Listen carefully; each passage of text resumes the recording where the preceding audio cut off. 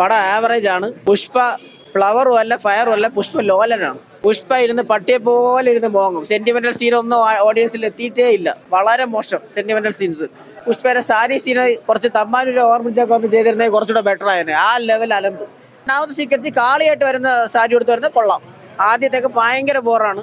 രശ്മി മന്ദന over acting, അതുപോലെ തന്നെ രശ്മി മന്ദന ആവശ്യമില്ലാതെ ഓവർ എക്സ്പോഷർ സീൻസ് ഒക്കെ ഒരു കാര്യമില്ല, ആവശ്യമില്ലാത്ത സ്പോട്ടിലൊക്കെ കാണിക്കുന്നുണ്ട്. മൊത്തത്തിൽ ഒരു ആവറേജ് പടം, അത്രേ ഉള്ളൂ. ഫഹദ് ഫാസിൽ നന്നായി ചെയ്തിട്ടുണ്ട്.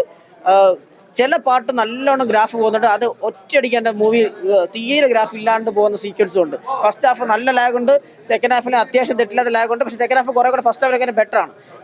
ഇൻട്രോൾ പഞ്ച് കൊള്ളാം, പക്ഷേ ക്ലൈമാക്സിൽ പുഷ്പ 3 ഉള്ളൊരു സംഭവം കാണിക്കുന്നുണ്ട്. അത് വലിയ സർപ്രൈസ് ഒന്നുമില്ല, ജസ്റ്റ് നോർമൽ.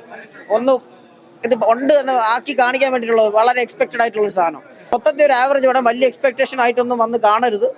മൂവി ആസ്വാദകൻ എന്ന രീതിയിൽ ഞാൻ പറയുന്നത് വൺ ടൈം വാച്ച് ആയിട്ട് വന്ന് കാണാം മൂവി, അത്രേ ഉള്ളൂ. വൺ വെച്ച് നോക്കുമ്പം എനിക്ക് ഇൻ പേഴ്സൺ എനിക്കതൊരു ഒരു എക്സ്പെക്ടേഷനിൽ വന്നു, അതുണ്ടായില്ല. പിന്നെ സ്ക്രീൻ ചില ഇതൊക്കെ ഒരുപാട് ലാഗായിട്ട് തോന്നി. നമുക്ക് അത്രയായിട്ട് ലാഗ് അടിക്കേണ്ട ആവശ്യം ഉണ്ടായിരുന്നെന്ന് തോന്നുന്നില്ല. വില്ലൻ വേണമല്ലോ എന്ന് കരുതി പാർട്ട് 3 വേണ്ടി ഒരു വില്ലൻ ക്യാരക്ടർ ഉണ്ടാക്കിയത് പോലെ തോന്നി. സെക്കൻഡ് ഹാഫിൽ ഒരു ഫൈറ്റ് ഉണ്ട്, അത് നല്ലൊരു ഫൈറ്റ് സീക്വൻസ് ആണ്, ദാറ്റ് ഈസ് ഗുഡ്. ആ ഒരു ഇത് കുറച്ച് മൊമെന്റ്സ് നല്ലതാണ്. വേറെ ഒന്നും ഭയങ്കര ക്രിഞ്ചായിട്ട് തോന്നി. റൊമാൻസ് ഒക്കെ അത്രേ ഉള്ളൂ, ജസ്റ്റ് ഓക്കെ.